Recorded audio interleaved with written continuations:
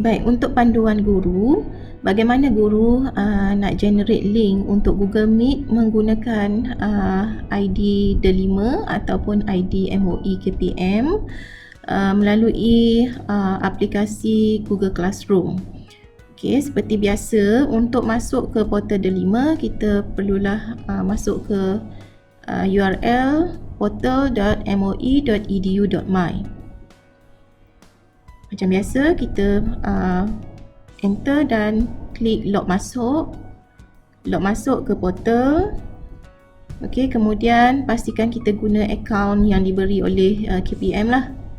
Okey, akaun guru.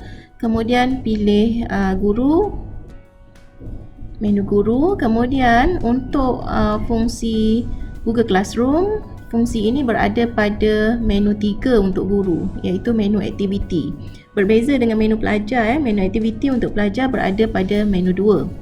Jadi kita klik aktiviti. Okey, di sini dipaparkan menu pertama dalam aktiviti ialah Google Classroom. Klik Google Classroom dan klik untuk mula.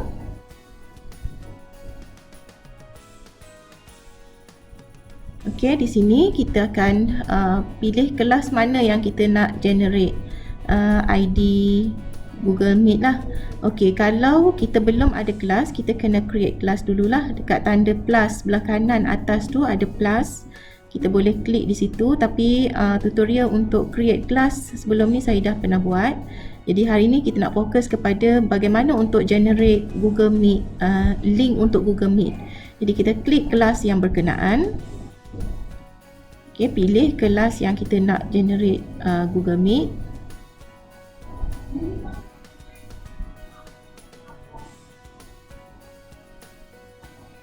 Baik, kemudian di bahagian atas tu ada 4 menu, iaitu menu stream, classwork, people dan juga grade. Okey, jadi kita pastikan berada pada menu stream. Okey, jangan pilih menu, kalau menu people ni untuk kita add pelajar lah. Kalau kelas ni baru di create, kita perlu add dulu student lah. Klik dekat plus tu, tanda plus, kemudian kita copy ID pelajar daripada list senarai ID pelajar yang diberi. Senarai itu boleh minta daripada admin sekolah. Okey, kemudian kita paste saja di ruangan yang bertulis type name or email tu. Okey, kemudian kita add recipients, kemudian invite. Okey, senarai pelajar yang kita listkan tu akan keluar di situ. Kita add saja. Klik add recipients, kemudian list tu akan keluar dan kita klik invite. Okey, tapi untuk kelas ni saya tak invite lah kerana pelajar dah pun di-invite. Okey, balik kepada stream. Okey, balik pada stream, dekat bahagian atas tu selepas nama kelas, mata pelajaran, kemudian ada kod. Kita boleh invite pelajar menggunakan kod juga selain daripada kita add menggunakan email dia.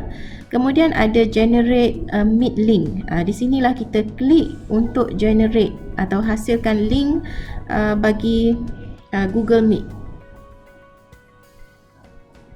Okey, kita klik generate meet link, kemudian dia akan keluar pop-up menu macam ni. Kemudian kita klik lagi sekali generate meet link. Okey, dan itu adalah link yang terhasil. Kita copy dan bolehlah kita paste dalam grup pelajar, ataupun kalau pelajar dah join, semua pelajar dah join dalam kelas ni, tak perlulah kita post ke mana-mana sebab pelajar boleh klik sendiri link tu di stream ni. Dia boleh direct je klik. Okey, contoh paste, kalau kita nak letak di grup pelajar, kita paste je lah dan kita boleh post. Ni contoh je, saya tak post lah. Okey, jadi semudah itu untuk create Google Meet.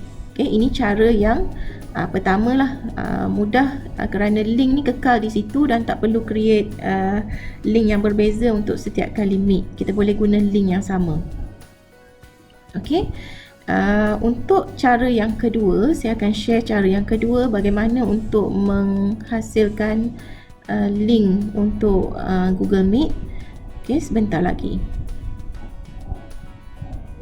Okay, kita ikuti bagaimana untuk hasilkan link Google Meet menggunakan cara yang kedua tanpa melalui Google Classroom. Okay, seterusnya kita nak generate Meet link untuk Google Meet tanpa menggunakan kelas Google Classroom ni. Okey, kita buka sahaja aplikasi Google ni ataupun Google Apps atau juga dikenali sebagai Waffle.9 ni ya. Kita klik kat sini. Kemudian kita terus pilih Google Meet. Okey. Kemudian kita boleh klik join or start a meeting. Okey, kemudian kita berilah nama untuk meeting tu ataupun Google Meet tu. Apa nama dia? Contohnya sejarah tingkatan 5. Contoh Okey, kemudian kita klik continue. Okey, dia akan getting ready untuk generate link tu. Baik, kalau kita tengok macam ni, nama Google Meet untuk sejarah tingkatan 5 telah pun ada digunakan oleh individu lain lah. Jadi kita tak boleh guna nama ni, kita kena create lain lah. Okay, so kita back semula. Kita join or start a meeting balik. Kita join or start a meeting. Pastikan tak ada sama dengan grup lain lah. Kalau tak, kita akan pergi ke grup tu. Okey, contoh tadi Cikgu Aminah. Contoh sejarah Cikgu Aminah. Okey, kita klik. Okey, tunggu dia generate link. Ni saya saja je lah off kamera dengan mic ni. Okey, so kita sejarah Cikgu Aminah dah ada available dan tak ada siapa yang pernah gunakan nama grup ni. So kita klik join now. Okey, di sini kita ada paparan macam ni. Kita boleh copy joining info ni, copy.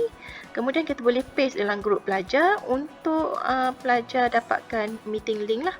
Okey, ataupun kalau cikgu ada dalam email, kalau menggunakan email Delima, kita boleh add people menggunakan nama saja. Ini syaratnya dalam organisasi yang sama lah.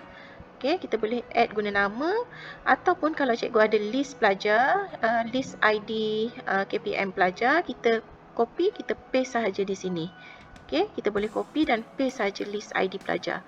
Kemudian kita boleh add lah, contoh kalau saya ambil pelajar ni, saya add, kemudian kita boleh send email. Pelajar tu akan terima notifikasi melalui email. Tapi ini taklah, saya tak buat lah. Okey, yang ni. Kemudian satu lagi, kita boleh copy link tu di sebelah bawah ni. Bawah nama grup, kemudian ada juga joining info di sini. Okey, kita boleh copy joining info. Okey, so bila kita copy, kita paste lah dekat mana-mana grup media bersama pelajar, contohnya grup WhatsApp ataupun grup Telegram ke. Okey, contoh saya paste dekat ruangan chat ni, nak tunjukkan macam mana dia keluar nanti. Okey, kita paste. Okey, ini link yang akan keluar di sini. Link Meet tu.